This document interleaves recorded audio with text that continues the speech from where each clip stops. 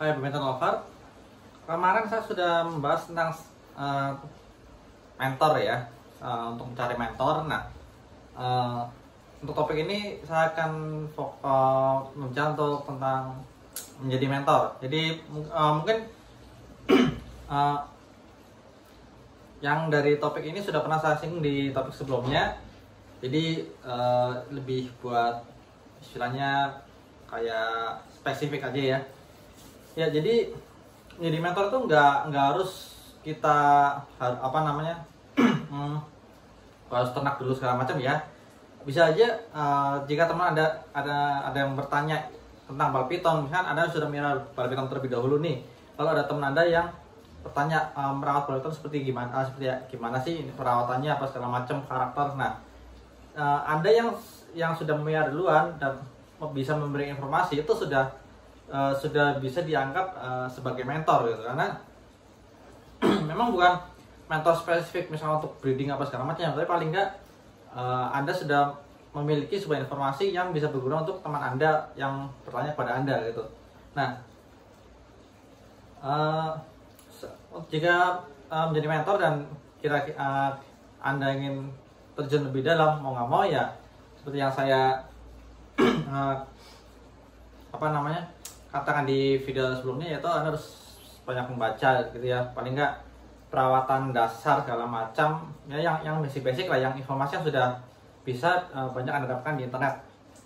Nah, lalu informasi yang lebih spesifik atau yang penting gitu ya, kan ya kita nggak bisa dipungkiri membaca itu kadang buat kita mengerti, tapi buat orang lain belum tentu gitu. Jadi jika Anda dianggap sebagai orang yang ini lebih tahu bal piton nih, saya tanya ke si A aja misalkan. Nah, si A ini jauh lebih baik jika bisa ibaratkan menyampaikan suatu informasi dengan kalimatnya sendiri, tapi intinya harus kena. Nah, otomatis kan harus memutar otak nih, pemilihan kata segala macam. Nah, jadi sebelum memberi informasi, kita harus yang sudah saya katakan itu harus paham dulu apa yang ingin kita katakan. Lalu kira-kira kita lihat lawan bicara kita ini paham nggak. Kalau nggak paham, coba beri contoh yang kira-kira lebih mudah. Masih kebingungan, kita mungkin bahasanya kita tambah tinggi, diturunkan lagi gitu.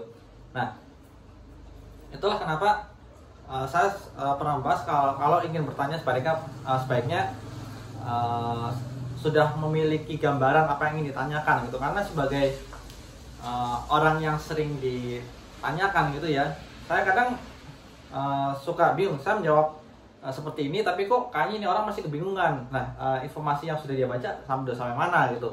Nah, jika Anda anggap sebagai mentor atau orang yang bisa memberikan informasi yang bagus gitu ya, Anda harus istilahnya dituntut untuk bisa berhadapan dengan orang yang seperti itu ya. Mungkin kadang juga kita lagi sibuk atau lagi emosi gitu, terus ada yang tanya gini, udah dikasih tahu panjang lebar kok nggak paham kan, terus agak kesel gitu ya.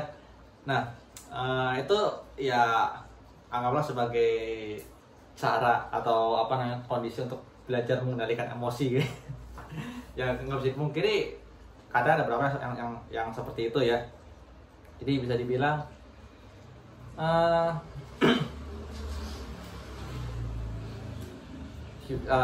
jawablah sesuai informasi yang Anda miliki, yang Anda tahu, dengan bahasa Anda sendiri, itu jauh lebih baik. Dan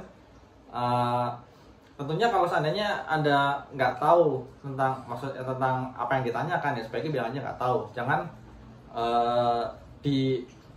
jangan memberi informasi yang dikurang-kurangkan atau dilebih-lebihkan, karena itu malah jadi sesuatu yang bisa menyesatkan untuk kedepannya gitu. Karena kan banyak sekali sekarang dari dulu tuh banyak sekali informasi yang berdasar katanya gitu. Nah, kalau Anda memiliki sebuah pegangan, oh saya membaca di sini intinya seperti ini gitu. Nah, berarti kan Anda memiliki pegangan jelas informasi tersebut itu. Jadi seandainya ada kira-kira pertanyaan atau mungkin sanggahan yang Anda nggak paham, ya Anda bisa mengatakan oh saya kurang paham, patokan saya menggunakan ini gitu. Mungkin dari blog breeder luar, atau mungkin dari channel YouTube seorang breeder yang terkenal gitu ya, yang udah pengalaman banyak. Itu bisa menjadi sebuah referensi yang baik lah, dibandingkan jika kata si ini. Jadi ya memang resikonya kita harus sering cross check ya itulah namanya informasi gitu ya. Minimal informasi dasar kita harus benar-benar paham. Ini dengan kita paham, kita lebih nyaman untuk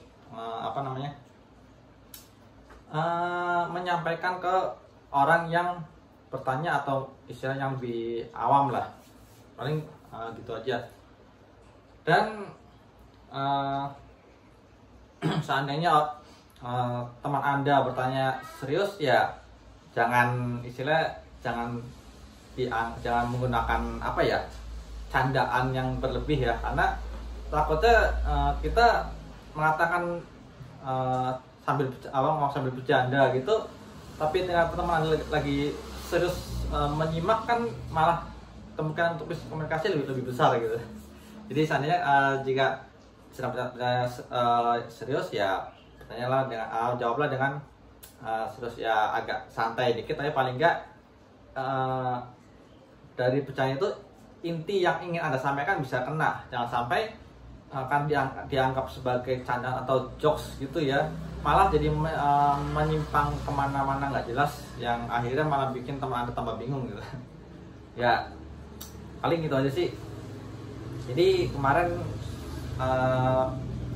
topik bagaimana Anda untuk mencari mentor yang untuk nambah ilmu segala macam. Kalau ini bahkan seandainya ada orang yang bertanya pada Anda, dan nggak bisa dipungkiri jika di lingkungan Anda cuma Anda sendiri yang baru memelihara reptil, atau yang baru memelihara bal piton gitu ya, biasa bakal terjadi banyak tanya seperti ini. Dan nggak bisa dipungkiri, walaupun sama-sama reptil, sama ular, kita nggak bisa menyamaratakan gitu aja. Setiap subspesies itu kan punya karakter yang berbeda. Sama piton tapi udah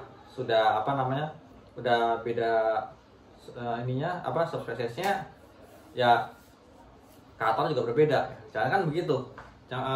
Yang masih sama-sama bal piton aja bisa memiliki karakter sendiri yang unik gitu. Jadi walaupun secara general karakter bal piton seperti ini, tapi sebagai kiper yang memperhatikan koleksinya, Anda bisa mengatakan karakter yang bal piton yang sayang ini karakter seperti ini, yang ini karakter seperti ini gitu. Ya nama-nama hidup gitu ya. Ya mungkin gitu aja untuk video kali ini. Sampai jumpa di video berikutnya. Ada bal piton ready, bisa cek link di deskripsi, atau langsung chat WA aja di deskripsi. Tinggal 4 ekor yang musim 2021. Netasnya itu hatchnya Desember sampai Januari ya, tinggal 4 ekor, capek kehabisan. Sampai jumpa di video berikutnya. Ciao.